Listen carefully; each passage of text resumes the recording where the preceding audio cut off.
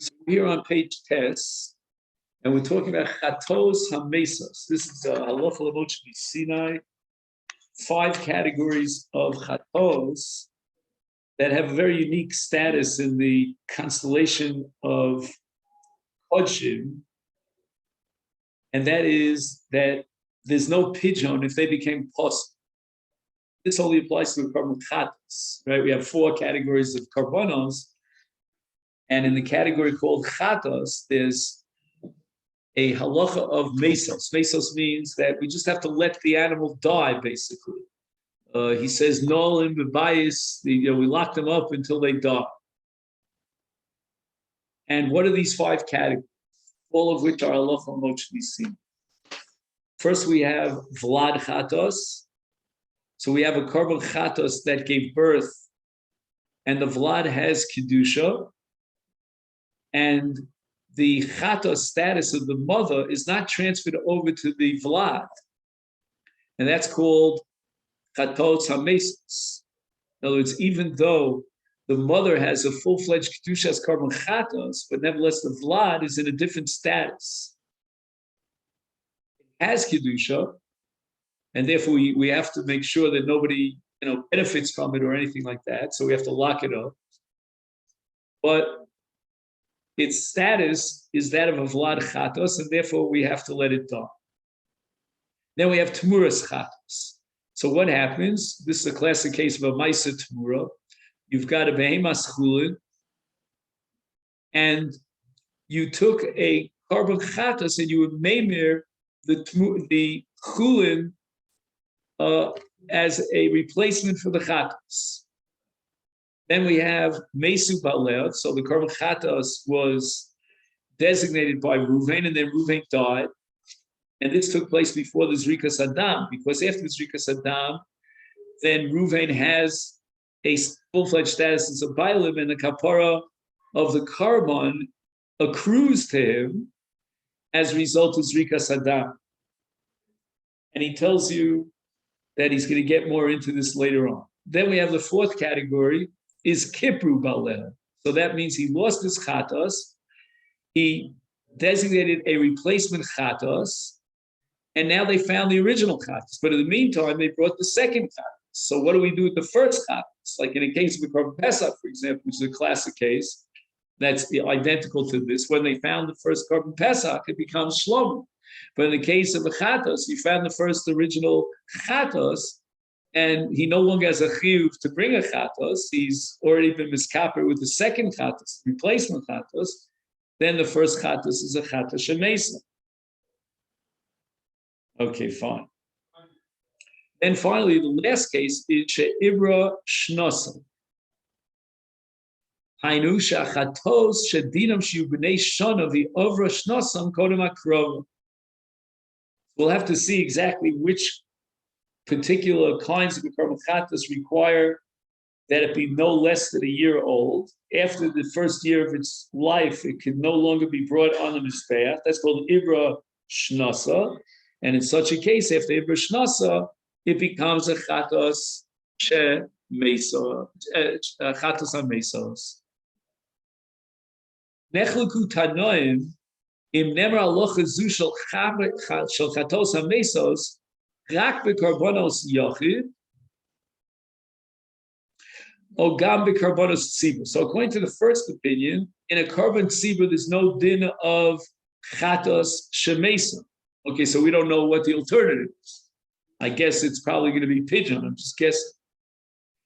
The second shita has it that the same identical halach of chatos hamesa applies to a carbon tzibur as well. And in the footnote here, he tells you this is a Mishnah, I guess in Tmura. He doesn't tell you if it's Tmura, but my impression is it's Tmura on Daf Tes Bav Amud Aleph. La locha lo nemra el b'yochid. The Rambam paskins that the halacha of Mesa only applies to a carbon yochid, not to a carbon tzibur.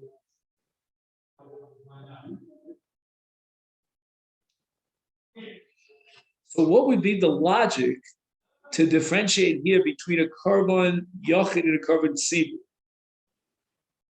So let's take amongst the 5 categories, I think the easiest one for us would be the 3rd category, which is Mesu Baleh.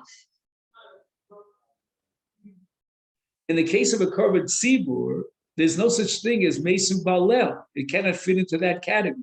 And I'm not sure that I can do this with all 5 categories. At least with one of them I can do.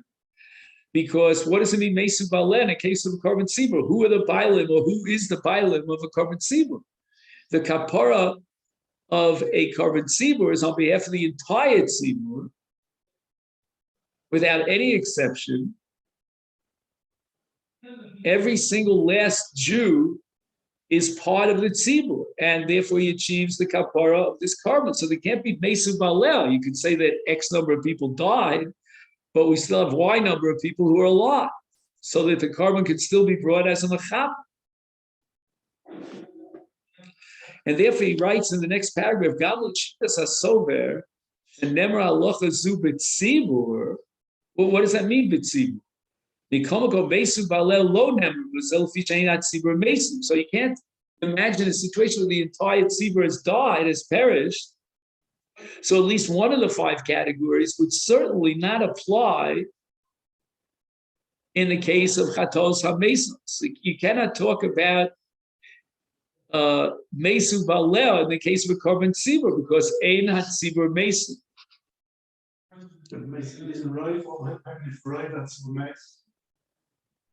What do you say? Right,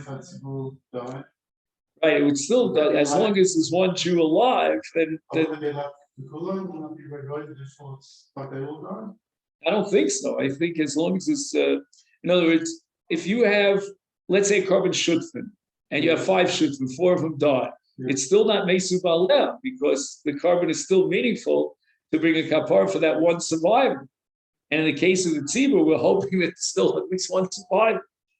But that's not fine, because it's only 1 out of 4 alive. But with 5 should fit and have only 1. It's still enough in order to justify the kapar of the korban. He'll bring the korban, and the other shutfim are not chayiv in the korban. They're already gone. They're in a different world. Now, in the footnote here, Reish Beis, he writes, "V'chein lo nemer vlad chatos." Oh, that's interesting. How does the logic of tzibur apply in a vlad chatos? He says, "Lefisha ein chatos tzibur element aschor." Oh yeah, because a chatos could come from a seira, which is a female. So then you can talk about a vlad chatos.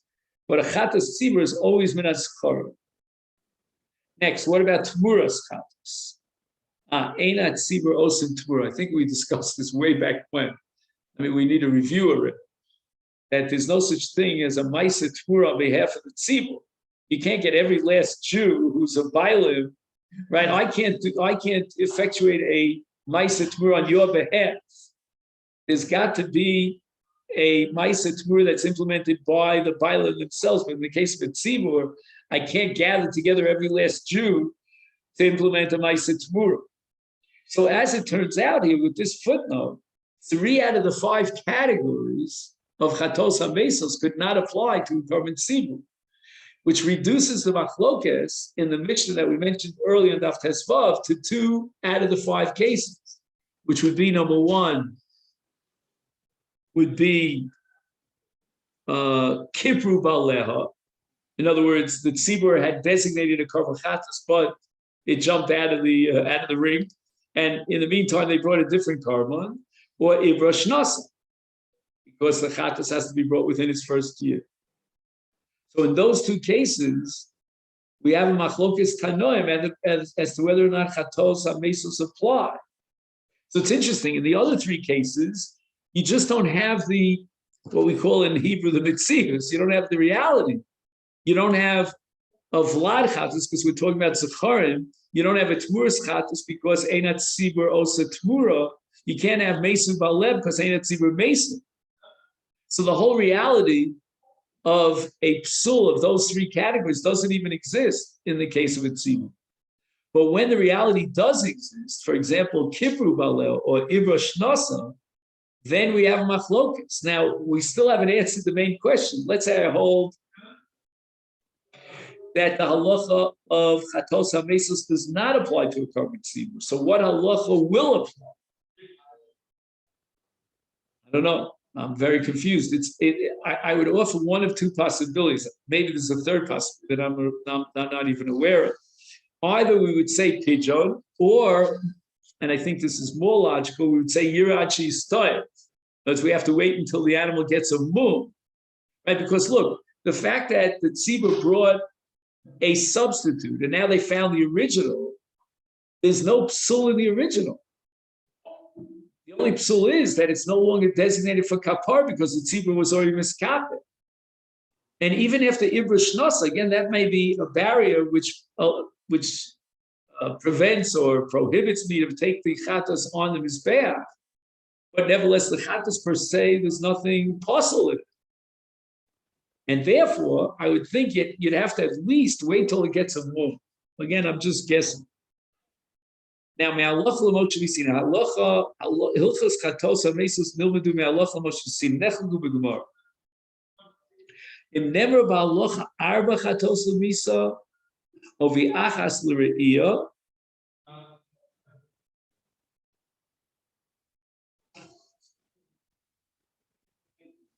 Okay, I'm going to just fast forward for a moment and then we'll fill in the blanks. Oh, shenemar ba'alocha chatos achas l'misa v'arba l're'iyah. Whoa. Because this whole number 5 is really a mistake. So there is no number 5. We may have to jack up the number to 5 because of a suffix. We don't know which one was included under this oral transmission of chatas hamesos. So let's go through the two shitos. So the first shita is that 4 out of 5 were included in the halacha moshe misina.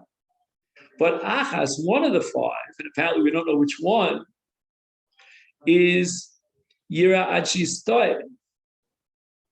And again, what do we do with the money after pidyon? We designate it for a nedovas ola, right? Because we said ola is that, again, that all-encompassing fallback generic carbon. We simply don't know which one of our list of 5 is actually not included in the original list. Oh, he goes back to that issue about Olas Tzibur, Olas Yachid. We had a lot of discussion about that. We thought it should be an Olas Yachid. He designated it as his own carbon. Why does he have to give it up on behalf of the Tzibur? I mean, it's very nice, very magnanimous on his part. But why does the law require that it go to the Tzibur? Anyway. So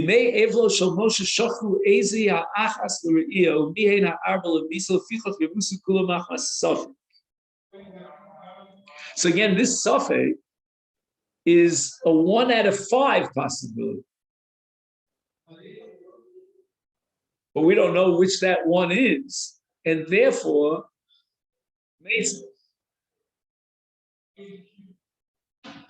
you get the impression, by the way, that this halacha of Misa is not just the less brera, meaning we have no choice. The best of all evils is to let the animal just die a slow death. I don't think that's what's going on here. I think that halacha Moshe Sinai is dictating a law of Misa. It's like a kiyum of sorts.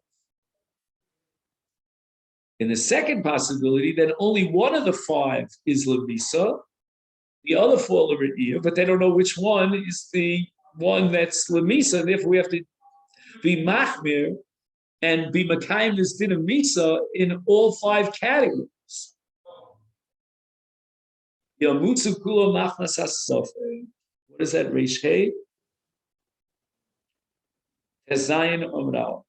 And Oradik Midiver Rambam Shekola Chamisha Nilmadu Mi'aloch Moshe Nisim. I don't know exactly how the Rambam will reconcile with the Gemara.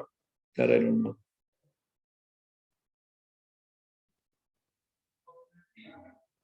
See, that's what I don't understand. logically, I would have suggested that misafek we should require a moon.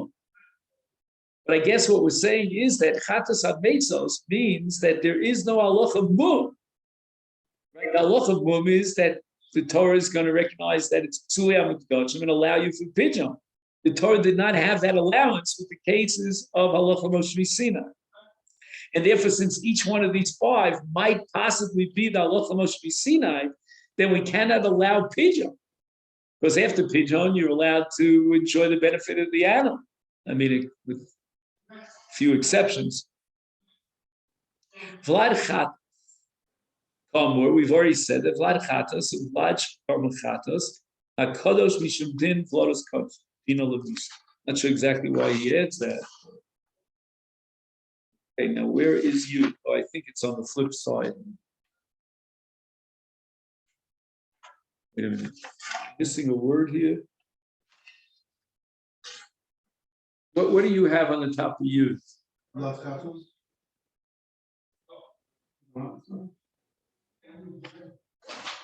a minute. So maybe this is not you. 1 second. I don't see a number on. Oh, here's you. Okay, so this must be. This must. I don't know what. Must be ches. Okay, you. Vlad chata shekigdisha bepiv. Kodem shenoldu. That's interesting. That's a pellet that you can be magdish of Vlad before its birth. This reminds me of the Gemara in Kiddushin that you can marry a girl who's an ubar, and it's not called the davar shalom aliolam. Makadish ubar v'mei ima. Again, it's only a suffix whether it'll be a female or a male. But if he lucks out and it turns out to be a female, then the Kiddushin is valid. And here also it can be Magdish. You know, the Gemara has very often equations between Hegdesh and Kiddush. It should be Losh and Hegdesh. Like you remember we spoke about his Pashta Kiddusha Bakula. Like if he was Magdish, just the regal of the animal. So the entire animal becomes Hegdesh. And the same law derived from Kodshim to Kiddushin is if he's Makadish the leg of a woman, then it's Pashta Kiddusha Bakula. So it could be that this halacha of being Makadish and Ubar, of being Magdish, or comes from the halacha of being Makadish and Ubar. I don't know. He tells you it's a Gemara Daf Yud, a Daf Kafeh.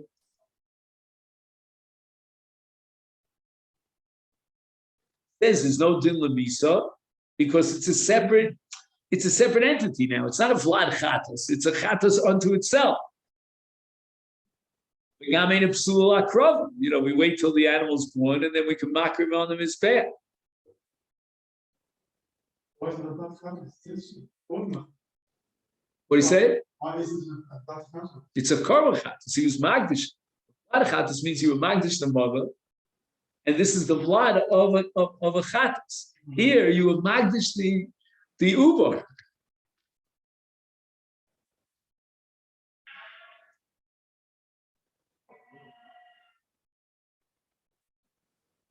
Now he quotes a Gemara called Odom Iskaper B'Shvach Heglish.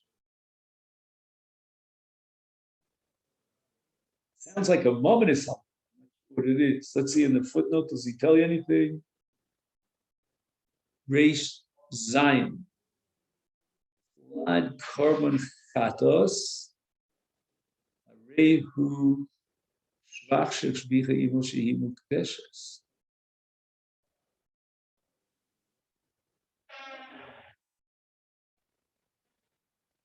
Oh wow, this is really fascinating.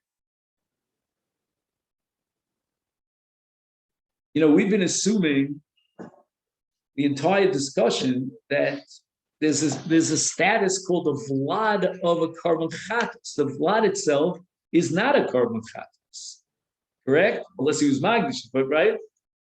So now he's saying, wait a minute, that's not necessarily so, because there's a man the Yomar who holds Odom is kapir b'shvach hegdish, and the vlad is called shvach hegdish. It's like the increment in the value of the mother. So we're viewing it now as part of the mother, an extension of the mother, which adds a value to the mother. And the kapara can be achieved even through the shvach hegdish. Now, I don't know of another example of other miskaper b'shvach hegdish. I'd love to know other examples of that. But in the meantime, we have one example, and that's the case of a vlad chatos. So vlad chatos is classified as shvach hegdish. Is that ain vlad chatos lemisa? Why? Because again, the hakrava will not be b'toras vlad. The hakrava will be b'toras ha'em. It's a shvach of the original hegdish. It's a whole new category, right? A vlad is something that was produced by a carbon. Now it's saying that the carbon itself, in terms of its kapara power, extends, like the circle widens to include even the shvach, and the vlad is considered the shvach.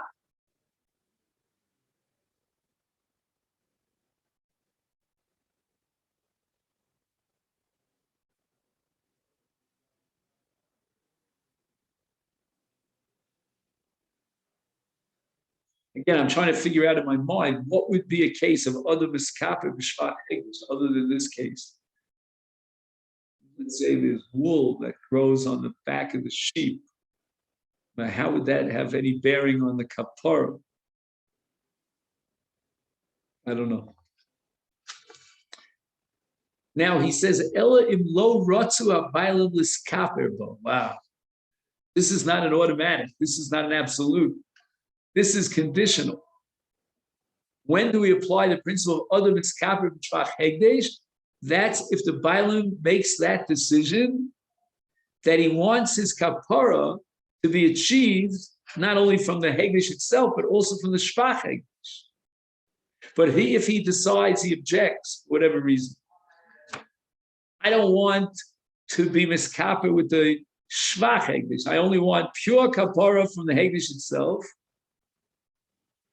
Then it becomes a vlad chatas, and it's mesa.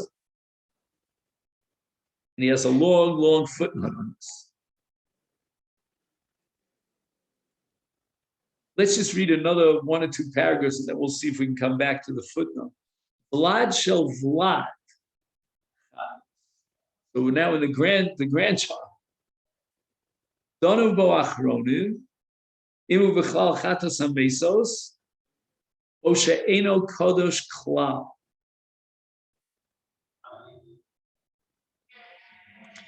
You follow what's going on here, David? He's saying that the vlad of a chatos is not necessarily a status, meaning, again, as far as Isa Veheter is concerned, it generates what we call Misa. But in Kodshim, it's nothing.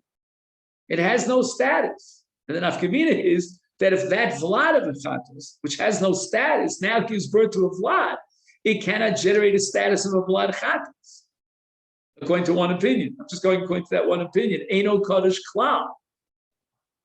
The other opinion says what I think is more intuitive, namely that the vlad of a chatas has a status as kodshim. It's albeit it's not the original chatas, but it does have some sort of an extended and secondary status as chatas, and therefore it's lemisa. Again, it also fits in beautifully if we say that the misa itself is a kind of a kiyum carbon.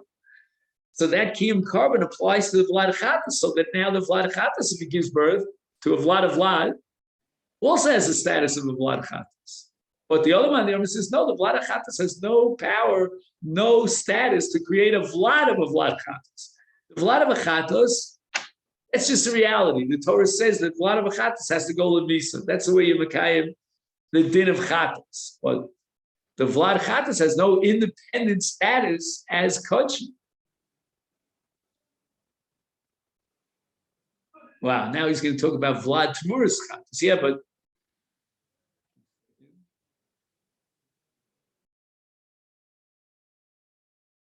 he's talking about a carbon yachid, right? Because again, a tzibur can't make a tmura. So we're talking about a carbon yachid. And now this tmuras chatos, which is lemitza, has a vlad. Oh, this is a whole different story. Because in this case, he clones the kedusha of a chatos onto a tmuras, onto a bemas chulin. So the bemas chulin now takes on, if not for the fact that it's a chatos, takes on the identical status in Kodshim as the original.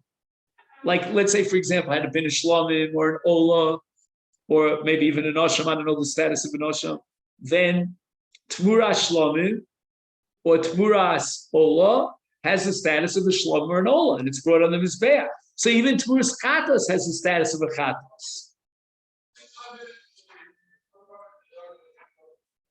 And my nafkamina, that it itself could now give birth to a vlad chatos. By the way, this is not dependent upon the previous discussion that we had about vlad chatos, because there we were clearing what's the status of the vlad chatos. But as far as tmuras chatos is concerned, no less than any tmura, it has the status of kodshim, of hegdeish l'mizbeach, and therefore could generate a din of vlad. All right, let's go back, if we can, to footnote number Reish Tes.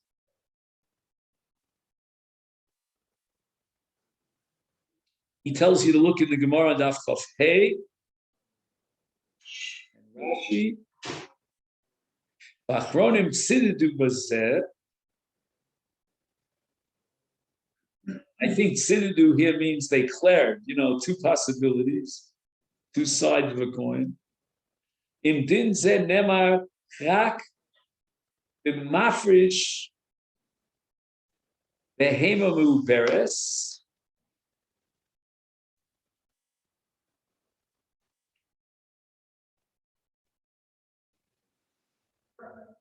Okay, I'm going to get fast forward for a minute. Ach b'mafrish behema the achar kach nisabra the divrei hakol vlad zel mis.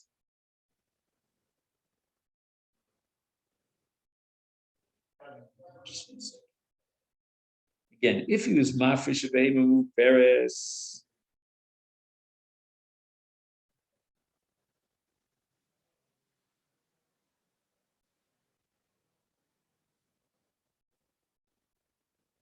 wait a second. Let's just again backtrack a little. We're talking about Adam Iskaper b'shvach hegdish. Right, so now we want to know the following. What did this behema look like at the moment that he was mafresh the behema as a chatos?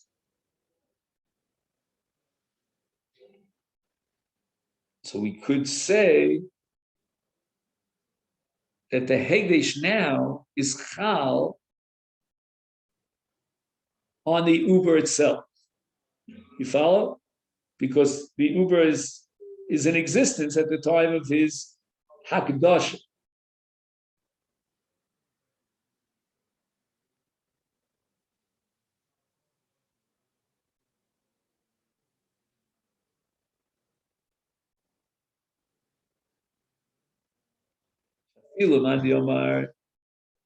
Shiru Edom Shuya Vlad Zebachal in Vlad Chatas Bishbach.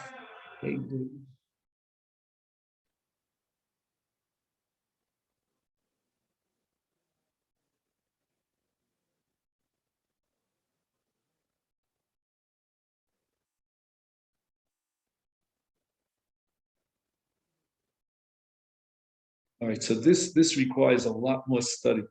My recommendation is that we'll be fresher tomorrow, and it's not a fast day, and we'll pick it up with Reish Tes, footnote Reish Tes. I'm going to make a note to myself. We'll pick it up here, Reish Tes. Let's make a circle around it. Know exactly what it is. You see, if he was mafresh a behema as a chatos, and then it became a muberes, then l'chora, you can't relate the hegdesh to the uba. I mean, the whole point here of this discussion of shvach hegdesh is that the Shvach Hegdesh is an extension of the Hegdesh that applied to the mother. And if she was pregnant at the time, then you could begin to discuss expanding the status of the original Kedusha of Hegdesh of Chatas to the Vlad. But if he was Magdish the mother and she was not pregnant, and then she became pregnant subsequently, that's exactly a Vlad Chatas. You can't say Shvach Hegdesh. What do you mean Shvach Hegdesh? Shvach Hegdesh means at the moment of Hakdasha, this is part of the Shvach Hegdesh. But here she wasn't even pregnant at the time of the Hegdesh. All right, so we'll see if we can work that out. Amen.